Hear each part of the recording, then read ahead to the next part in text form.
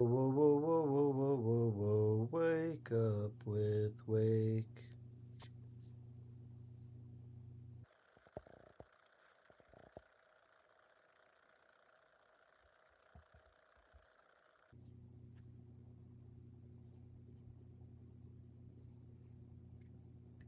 Out of style.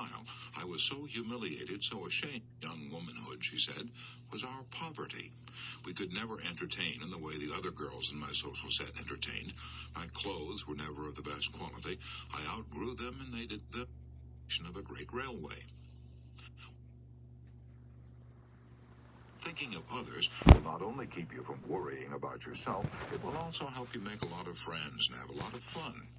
How? Well, I once asked Professor William Lyon Phelps of Yale how he did it, and here's what he said.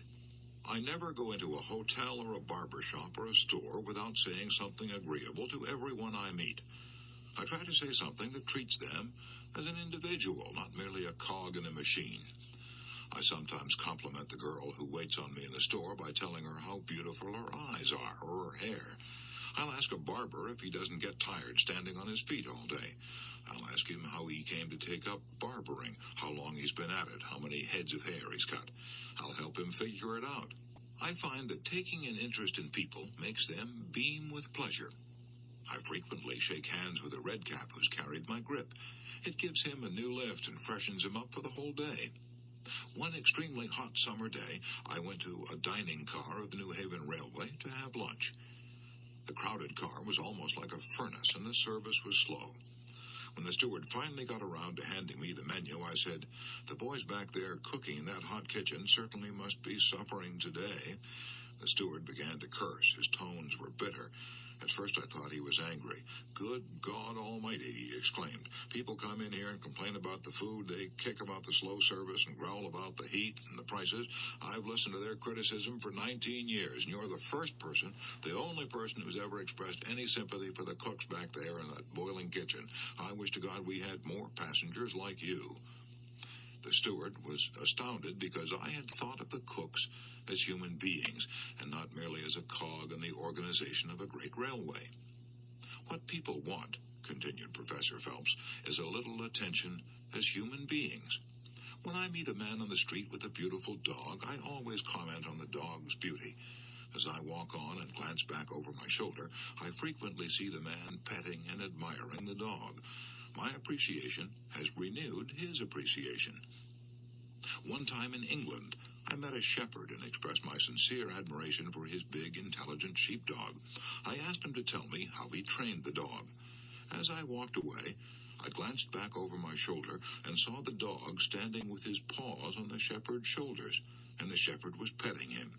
By taking a little interest in the shepherd and his dog, I made the shepherd happy. I made the dog happy, and I made myself happy. Can you imagine a man who goes around shaking hands with porters and expressing sympathy for the cooks in the hot kitchen and telling people how much he admires their dogs? Can you imagine a man like that being sour and worried and needing the services of a psychiatrist? You can't, can you? No, of course not.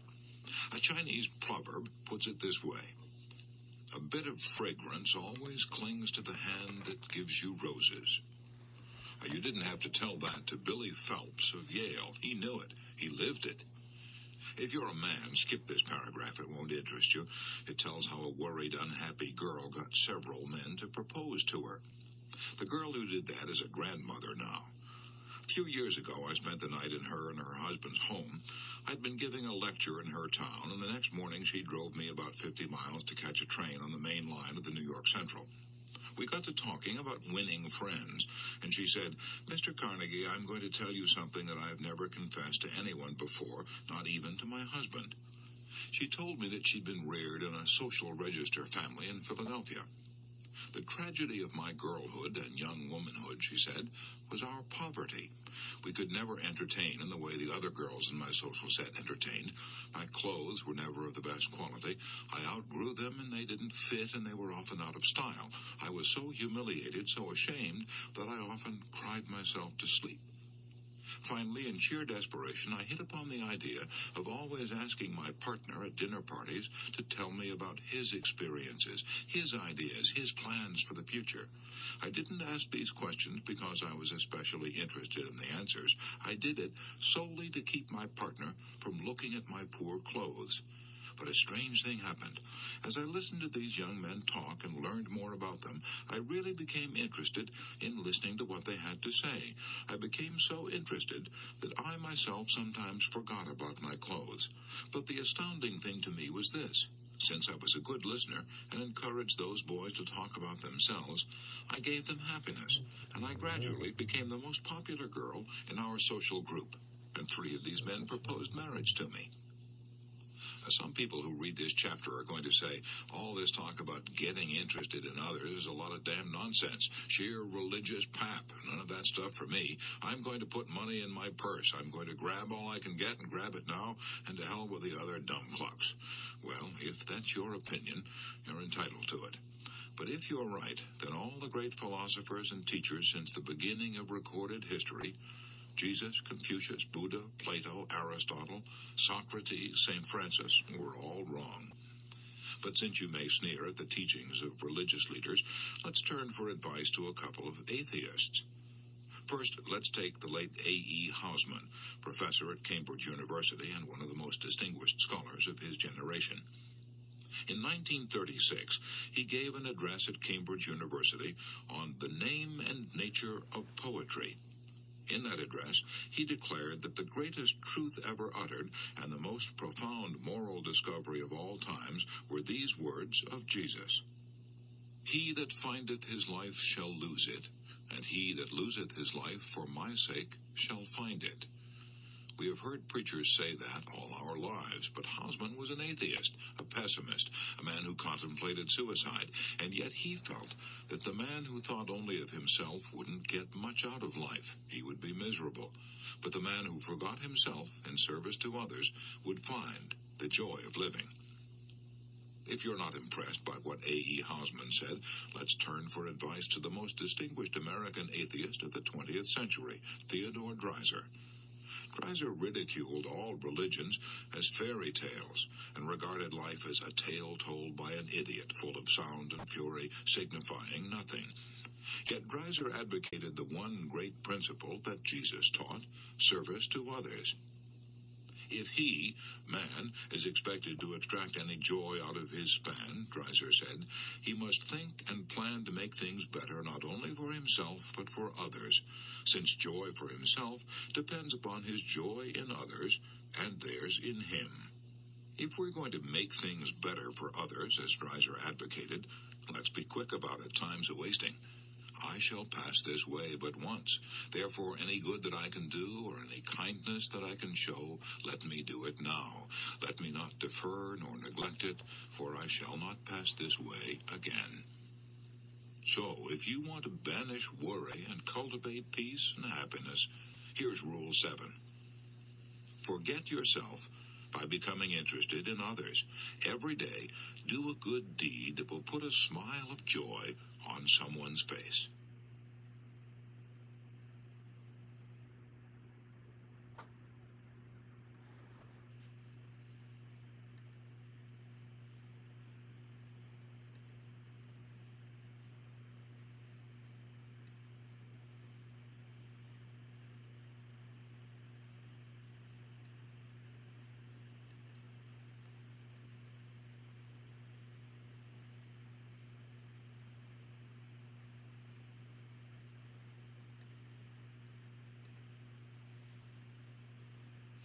Most people have no clue that in 2023, the best way to make money on Amazon is not. And then I had to show up for people and look. The greatest relationship that you could ever have is with yourself. Taking time to be in the presence of yourself and ask yourself important questions like, are you happy? Who am I? And instead of getting up and getting on your cell phone and getting distracted, sit with your triple filtered water or a glass of wine or whatever you're into. The question without being distracted, the contemplation process is the building process neurologically. And for me, I'm a guy who loves God. I'm a guy who loves the divine. I'm the guy who loves mystery. I'm the guy who just never stops dovetailing information. That's just me. And I never really planned on doing any of this. My theories on life is make it up as you go along and take the value and run. And What the Bleep became a sensation. And all of a sudden, I went from a normal guy to being a rock star. And I was traveling around the world and doing conferences all over the place. I reached this point where I realized that I wasn't living the work. And that really bothered me. I was disturbed by that. I was really uncomfortable. And when you get uncomfortable and nothing's making that discomfort go away, it's time to evolve. It's time to make a different choice. And I clearly heard in my head during one meditation, stop making the same choices and pause. I didn't know what that meant, except that I knew that I was relying on all of this external stimulation to build an identity that I really wasn't. And then I had to show up for people and look a certain way and act a certain way, and that wasn't me. And it got disturbing for me. And I didn't make time for myself and make time to be the example. My motive is always be the example of everything that I teach. I shouldn't be leading in my clinic if I don't live those principles myself, if I don't live my life that way. Hey, it's Evan Carmichael, and I make these videos because as a young entrepreneur, I struggled to keep my business going. I had no friends, I had no mentors, I had no role models, and the thing that saved me was learning from the success stories of famous entrepreneurs. And in their stories, I got motivation, and I also got strategies for what I could do to grow my business and not stay stuck, and I still need their stories for motivation today. So today, let's get some incredible motivation from the one and only Joe Dispenza. Enjoy. The height of my popularity, I disappeared. I canceled all my events. My friends thought I was on crack or something. They thought I lost my mind. Because you know what? They were saying you could make so much money. And I said, I know how to make money. I really don't care about money. I care about how happy I'm going to be with myself. And I broke from the world for 6 months and retreated.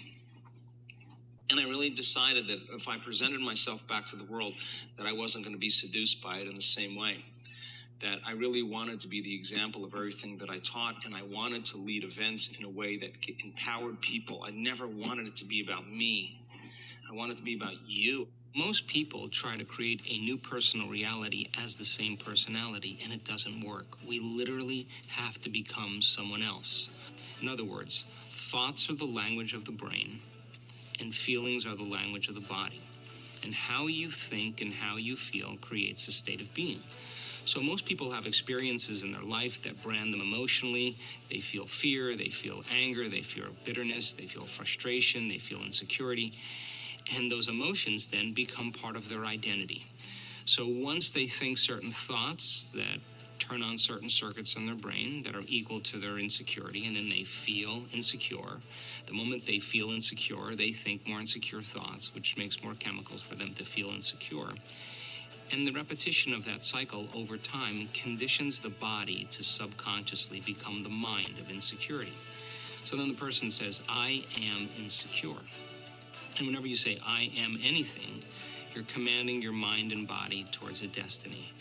So then most people's biology is, for the most part, their past.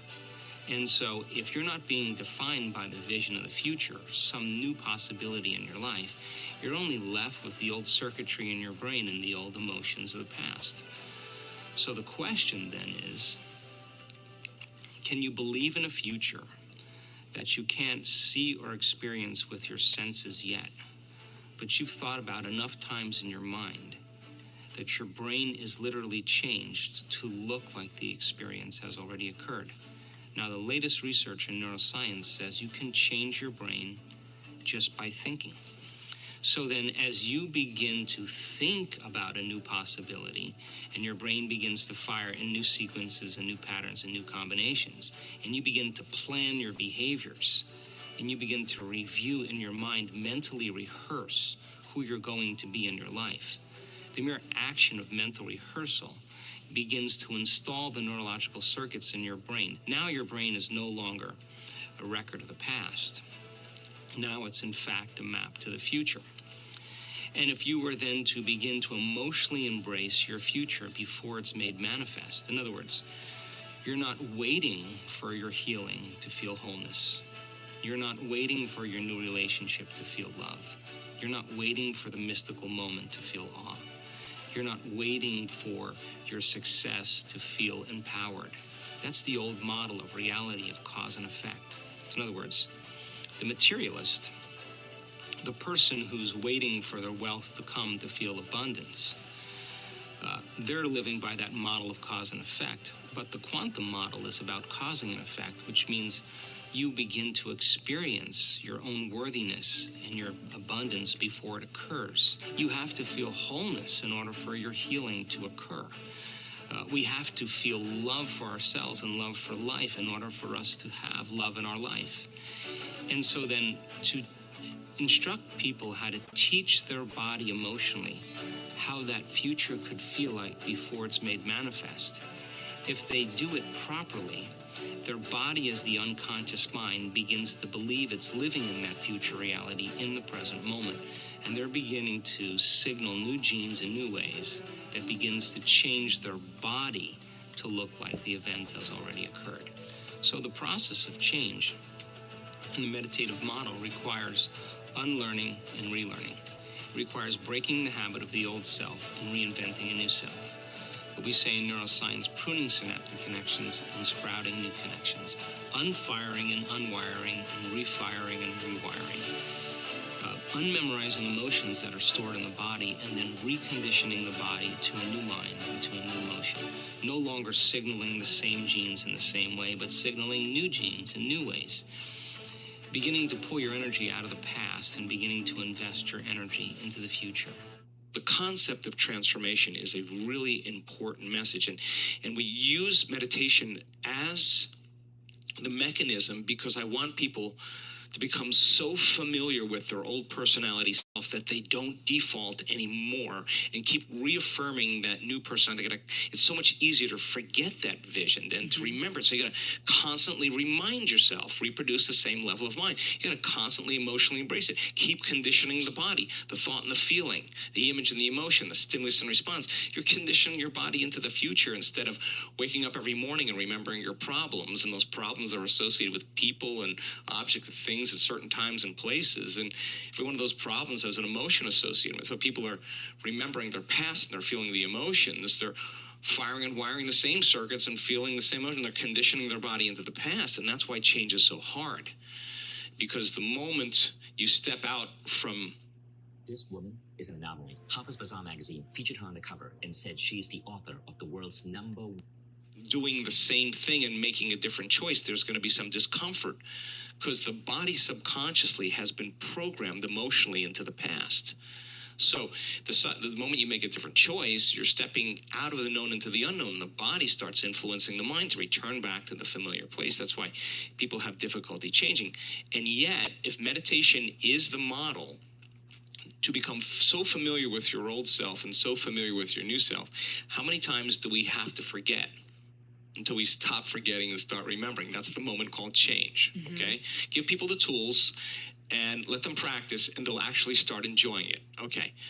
But if you're not being defined by a vision of the future, I assert you're left with the memories of the past, and you'll be predictable in your life. So you wake up in the morning, you see your coworker, you see your husband, you see you're on a Zoom call, you're picking up your cell phone. For most people, it's the environment that's actually causing them to think and feel equal to everything that they know.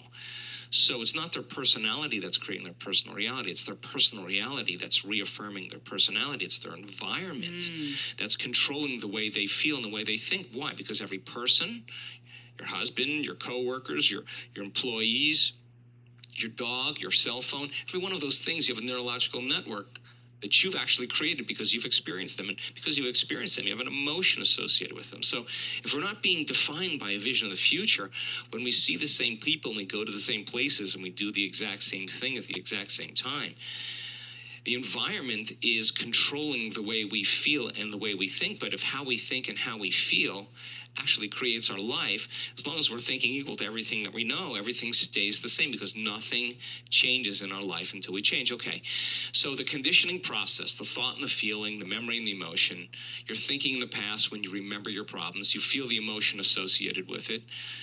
You're conditioning your body to become the mind of that emotion, and it's so objective. It's believing it's living the same past experience 24 hours a day, 7 days a week, 365 days a year, and now you're headed in a very specific genetic outcome.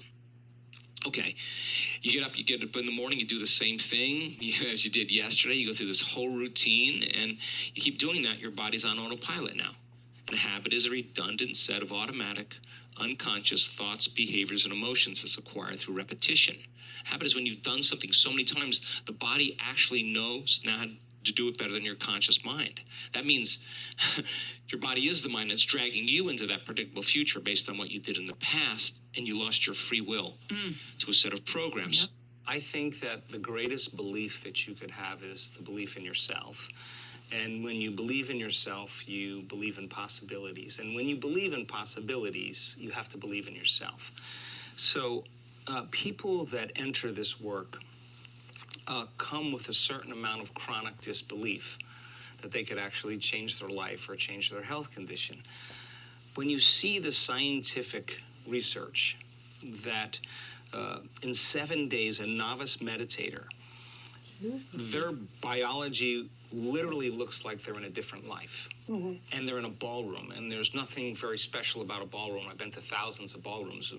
The environment isn't that stimulating. That those changes are coming from within. You see the data, and you look at how cancer cells, actually, the energy in cancer cells, when you take the plasma of meditators, advanced meditators, and you subject that plasma to all kinds of cancer cells, 70% of the mitochondrial function actually diminishes in the cancer cell.